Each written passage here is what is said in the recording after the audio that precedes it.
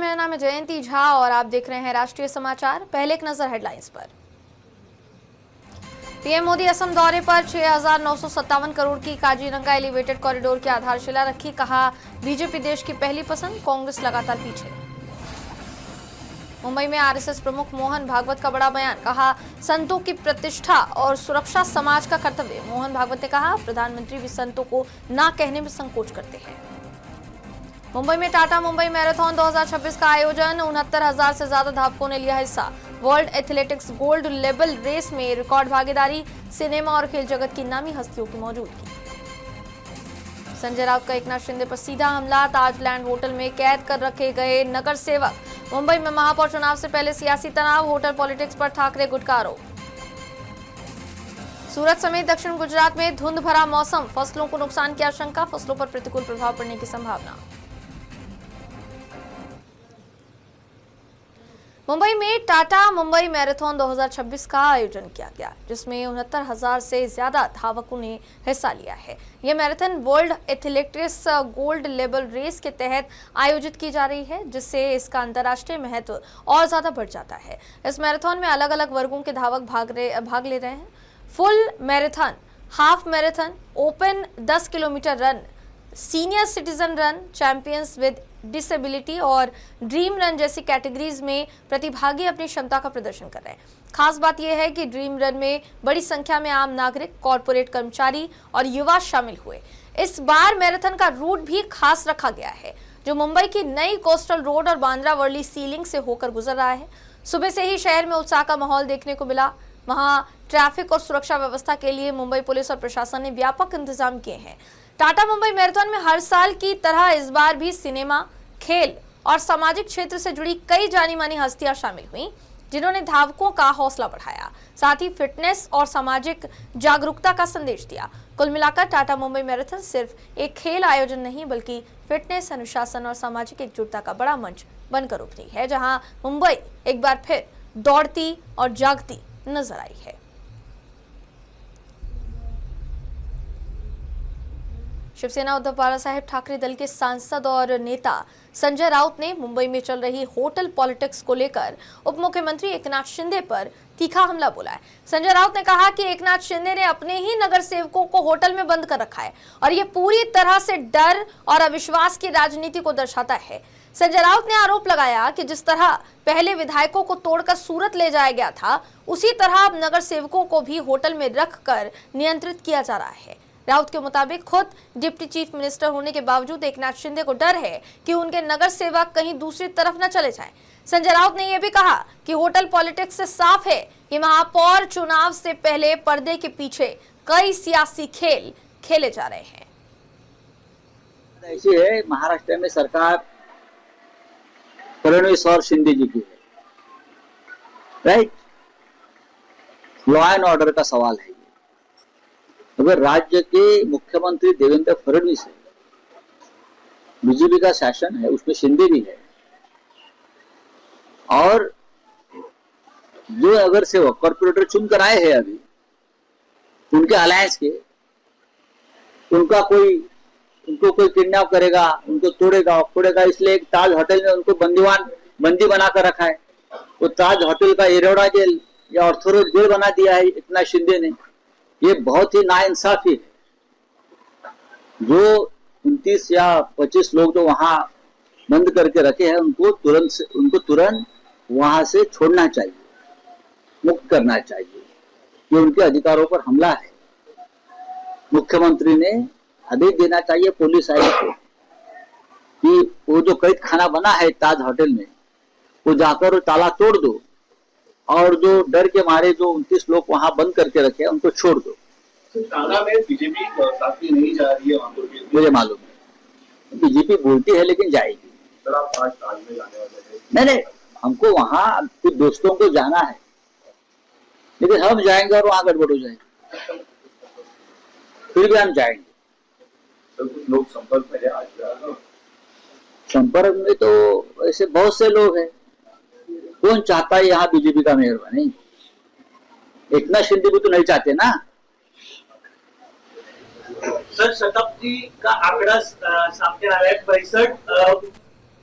मुंबई में आयोजित विहार सेवा ऊर्जा मिलन कार्यक्रम को संबोधित करते हुए आरएसएस प्रमुख मोहन भागवत ने कहा कि धर्म सत्य पर आधारित होता है और जो लोग सत्य के प्रति निरंतर समर्पित रहते हैं वही संत कहलाते हैं। उन्होंने कहा कि ऐसे संतों की प्रतिष्ठा और सुरक्षा का ध्यान रखना समाज का सामूहिक कर्तव्य है। मोहन भागवत ने प्रधानमंत्री का उल्लेख करते हुए कहा कि देश के प्रधानमंत्री भी ये कहते हैं कि संतों को ना कहने में उन्हें संकोच होता है, क्योंकि संत समाज को दिशा और संस्कार देने का कार्य करते हैं। उन्होंने आगे कहा कि संत परंपरा भारतीय संस्कृति की आधारशिला है और इसके संरक्षण से ही समाज में नैतिकता, सद्भाव और राष्ट्रहित की भावना मजबूत होती है। धर्म के आचरण का परम जिनके जीवन में दिखता है, धर्म जिस सत्य पर आधारित है, उस सत्य के संबंध में जो सतत रहते हैं उनको संत कहते हैं।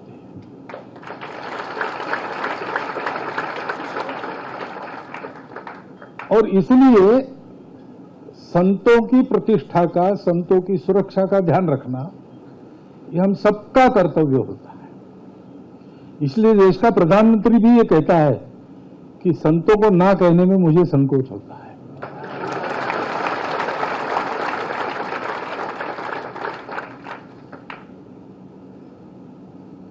ये हमने बहुत पवित्र काम उठाया है। हम संघ का काम करते हैं, हमने भी एक पवित्र काम उठाया है। हम भी रक्षक ही है। हम प्रबोधन वगैरह नहीं करते, लीड वगैरह नहीं करते। महाराज जी ने कहा करोड़ों लोगों का नेतृत्व तो हमारे यहां आध्यात्मिक लोग ही करते हैं। तो वो जो उपदेश देंगे, वो जो सलाह देंगे, वो देते रहे, इसलिए उनकी सुरक्षा आवश्यक थी। हम भी उनका प्रवचन लोगों के लिए चलते रहते, तब बाहर चौकीदारी हाथ में डंडा लेकर करने वाले लोग हैं।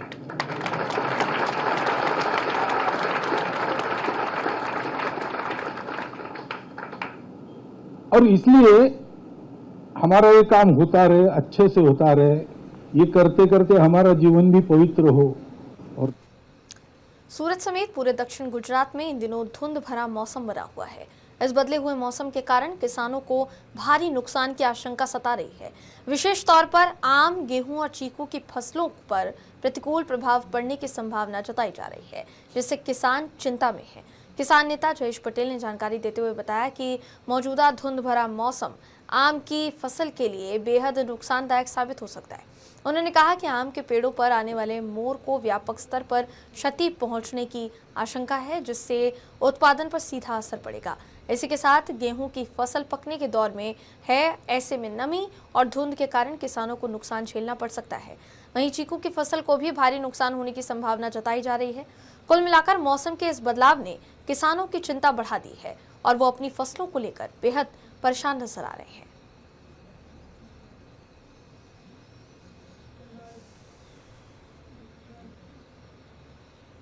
उत्तर प्रदेश के नोएडा से एक चौंकाने वाली खबर सामने आई, जहां सेक्टर 63 स्थित एक बिल्डिंग में अचानक आग लग गई। आग लगने की सूचना मिलते ही दमकल विभाग की टीम तुरंत मौके पर पहुंची।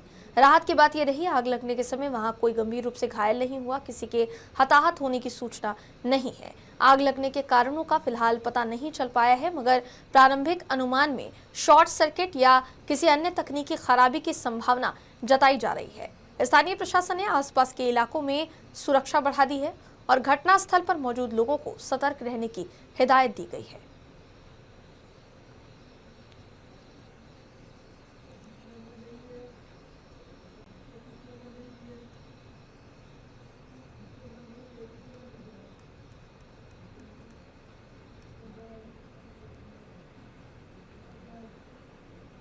बुलंदशहर में आनंदा मिल्क प्लांट में चौथे दिन भी आईटी विभाग की छापेमारी जारी रही। आईटी के सीनियर अफसर प्लांट में दूध की आवक, उत्पादन और सप्लाई का पूरा लेखा जोखा तलाश रहे हैं। सूत्रों की माने तो प्लांट के रिकॉर्ड में आईटी अधिकारियों को गड़बड़ी के संकेत मिले हैं और कंपनी में बड़ी टैक्स चोरी की आशंका जताई जा रही है। 72 घंटे से लंबी जारी इस आईटी रेड के कारण प्लांट में हड़कंप मचा हुआ है। कर्मचारियों को अंदर फोन चलाने की अनुमति तक नहीं दी गई, जिससे माहौल तनावपूर्ण बना हुआ है। ये मामला बुलंदशहर के सियानागढ़ रोड पर स्थित आनंदा मिल्क प्लांट से संबंधित बताया जा रहा है, जहां विभागीय जांच और छानबीन जारी है।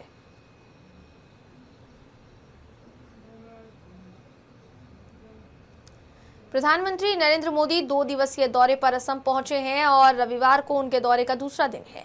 इस दौरान पीएम मोदी ने असम में 6,957 करोड़ की लागत से बनने वाली काजीरंगा एलिवेटेड कॉरिडोर की आधारशिला रखी है।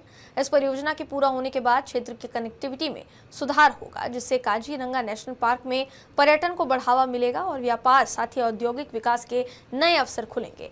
इससे युवाओं को रोजगार के अवसर मिलेंगे और क्षेत्र आर्थिक रूप से तरक्की कर सकता है।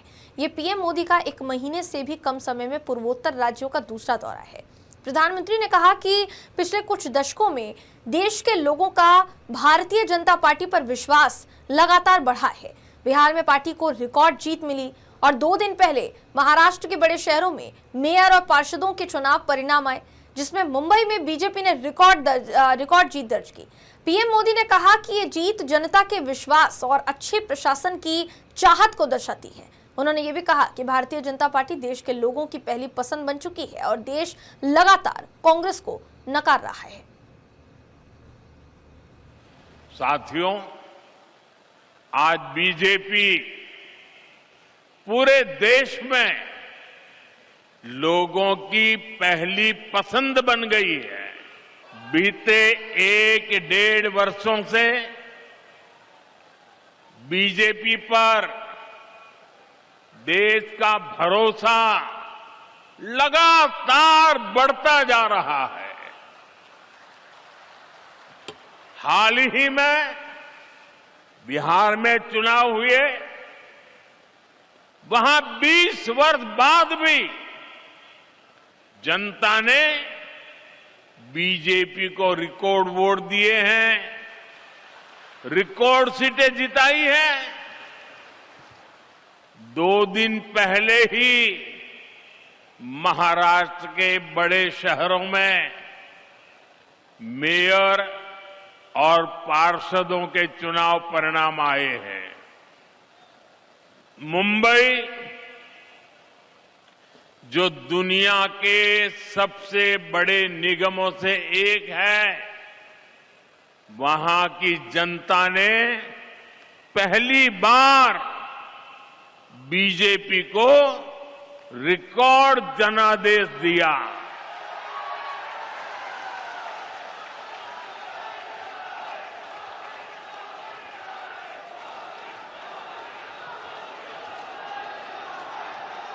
देखिए, जीत मुंबई में हो रही है, जश्न काजीरंगा में मनाया जा रहा है।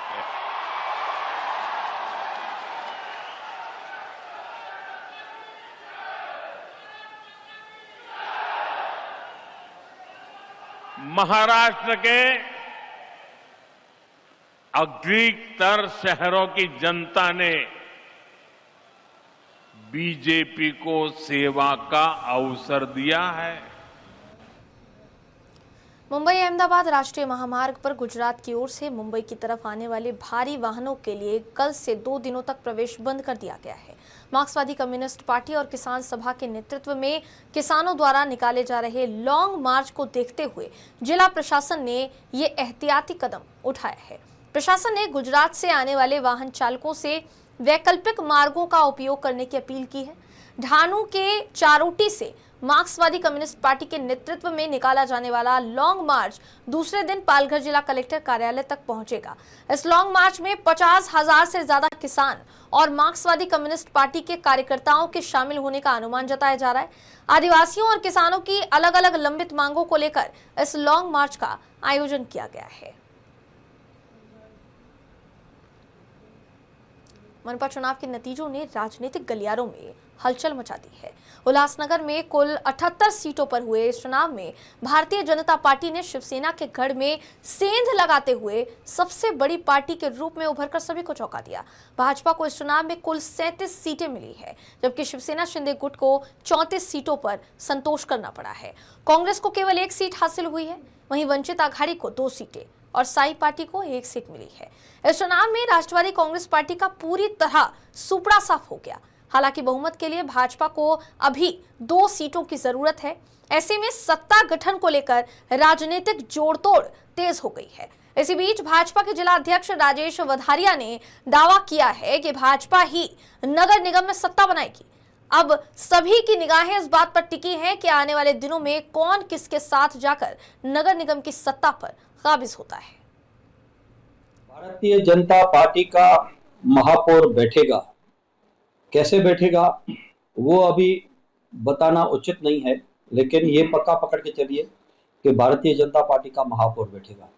जी, यहाँ पे उल्लासनगर में युति नहीं था, युति ना होने के कारण उनकी 34 सीटें आई है, या उनके पास जो बचे निर्दलीय लोग बचे जो अपक्ष उम्मीदवार वो अगर आ गए तो उनका महापौर बैठ सकता है, ऐसा क्या? भारतीय जनता पार्टी का महापौर बैठेगा, ये पकड़ के चलिए 100%, 100%। सत्ता के बारे में क्या कहना चाहेंगे जिस सत्ता बनाने?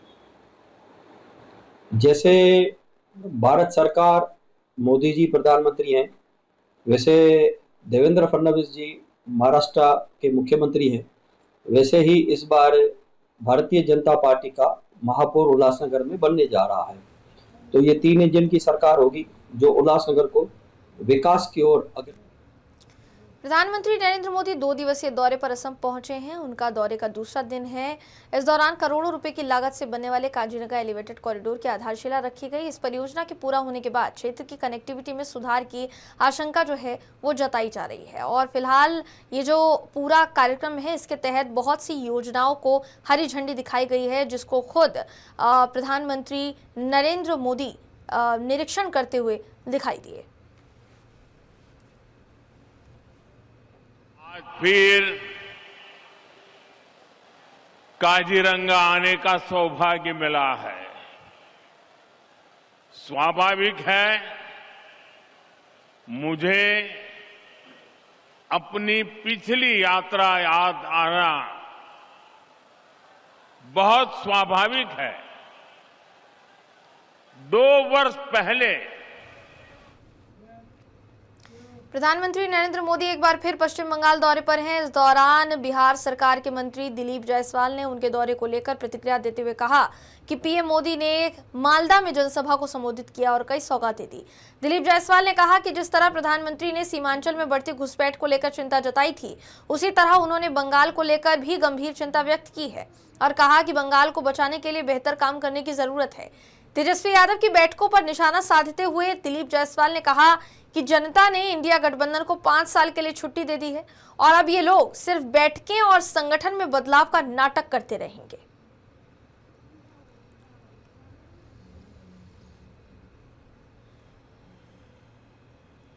का कल बंगाल दौरा था, आज भी बंगाल दौरा है उनका।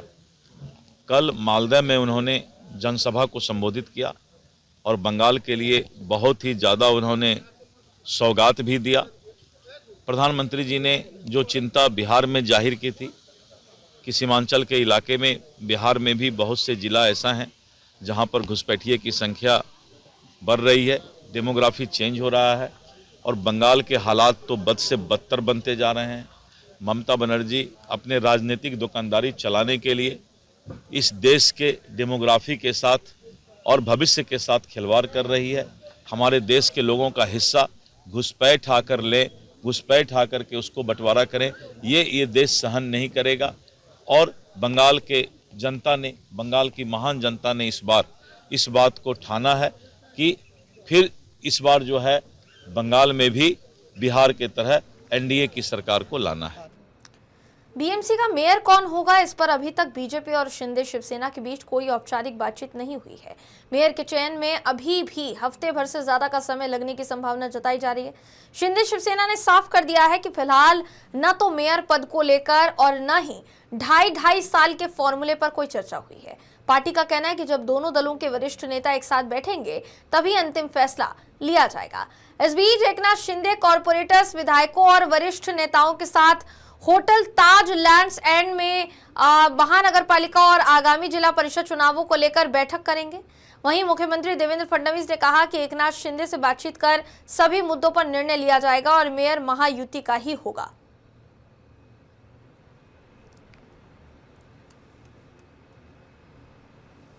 ठरवू ना बघा, आता याच्यामध्ये महापौर कोण, महापौर कधी, महापौर किती वर्ष वगैरे या सगळ्या गोष्टी शिंदे साहेब आणि मी आणि आमची दोन्हीकडची नेते मंडळी आम्ही बसवून ठरवू। काही त्यात वाद येणार नाही। छान पद्धतीनं दोन्ही पक्ष आम्ही मुंबई चालवून दाखवू आणि आम्ही बसून ठरवू ना बघा।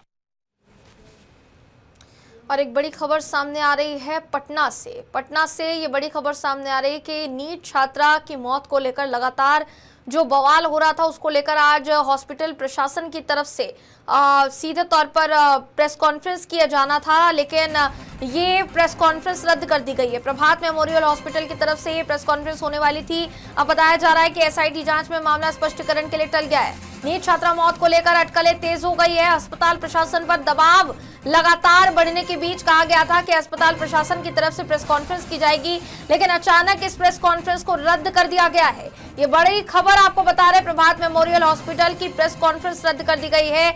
एसआईटी जांच में मामला जो है वो स्पष्टीकरण के लिए टल गया। आपकी जानकारी के लिए बता दें कि नीट छात्रा की मौत को 7 दिन बीत जाने के बाद हॉस्पिटल प्रबंधन प्रेस के सामने पक्ष रखने वाला था, लेकिन ऐन वक्त पर इसे कैंसिल कर दिया गया और इस पूरे मामले की जांच एसआईटी के हाथ में है। प्रेस कॉन्फ्रेंस रद्द होने के बाद कई तरह की थ्योरी अब सामने आ रही है, जिससे कई तरह के सवाल खड़े हो रहे हैं। ये बड़ी खबर आपको बता दे रहे हैं। इस खबर पर ज्यादा जानकारी के लिए हमारे साथ जुड़ रहे हैं पटना से विवेक से ज्यादा जानकारी आगे लेंगे, लेकिन आपकी जानकारी के लिए बता दें कि ये एक बड़ा मामला है जो सामने आया, जो प्रशासन पर कई तरीके के सवाल खड़े कर रहा है। प्रशासन को लेकर सवालों के कटघरे में कहीं ना कहीं ये पूरा मामला जा चुका है और अब फिलहाल कहा जाए तो ये मामला जो है तूल पकड़ता चला जा रहा है। अस्पताल प्रशासन पर दबाव जो है वो बढ़ता चला जा रहा है। परिजनों ने निष्पक्ष जांच की मांग की है। यहाँ ये बड़ी खबर आपको बता रहे हैं प्रभात, ये आपको बड़ी खबर बता रहे हैं। देखिए, जांच एसआईटी कर रही है, ऐसे में संवाददाता सम्मेलन की सूचना जो है वो दी गई थी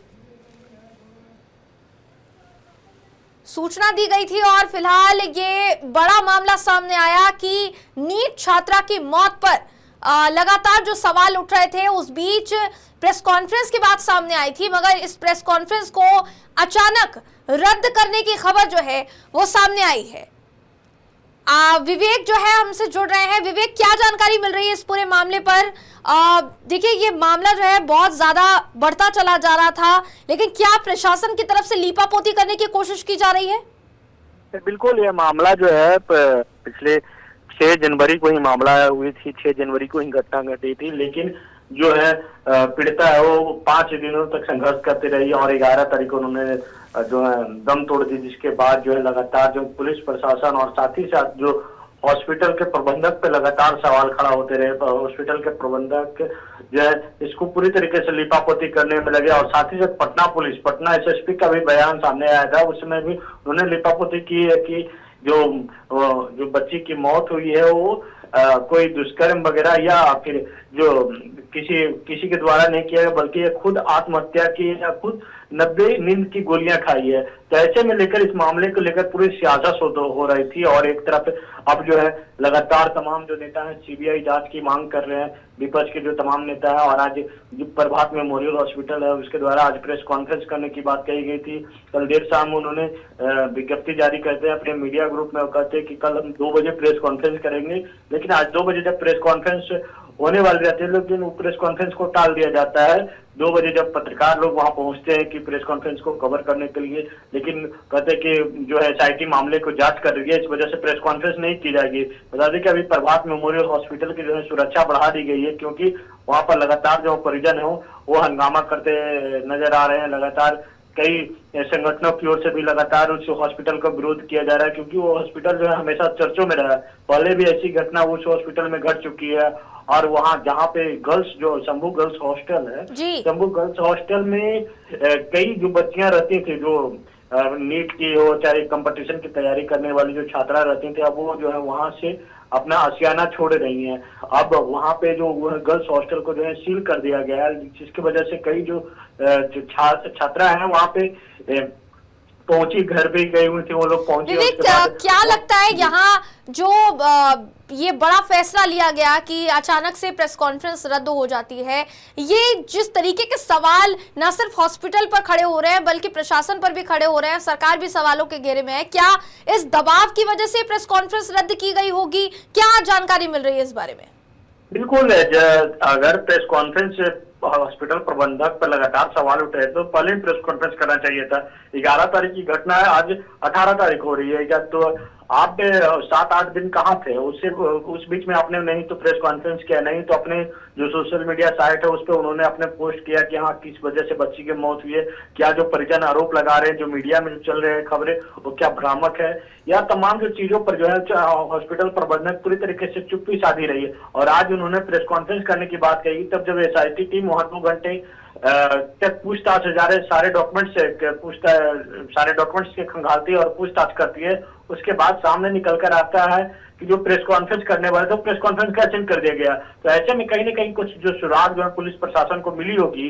2 घंटे तक पुलिस प्रशासन, अभी जो पटना एसएसपी है उन्होंने कहा कि हम थोड़ी देर बाद जो है प्रेस कॉन्फ्रेंस कर जो है तमाम जो जानकारी को साझा करेंगे, मीडिया से वो बसते दिख रहे हैं। एक सवाल और यहाँ उठता है कि ये जो पूरा मामला है ये लगातार अब सियासी भी बनता चला जा रहा है, क्योंकि जो विपक्ष है उसकी तरफ से सवाल उठाए जा रहे हैं। पहले राजद की तरफ से, कई कार्यकर्ताओं की तरफ से कैंडल मार्च निकालने की तस्वीरें सामने आती है, फिर खबर सामने आती है कि पप्पू यादव जो है वो देर रात पहुंच जाते हैं मेमोरियल हॉस्पिटल और वहां जाकर मिलते हैं जितने लोग होते हैं उनसे। तो कहीं ना कहीं सियासी जो ये मैटर है पूरा बनता चला जा रहा है। क्या ये भी वजह हो सकती है कि आप पैर पीछे खींच रहा है प्रशासन, हॉस्पिटल प्रशासन, कि कहीं कुछ सामने ना आ जाए या जो सवाल खड़े हो रहे हैं वो और ज्यादा उनको तूल ना मिले? दीपक, विवेक।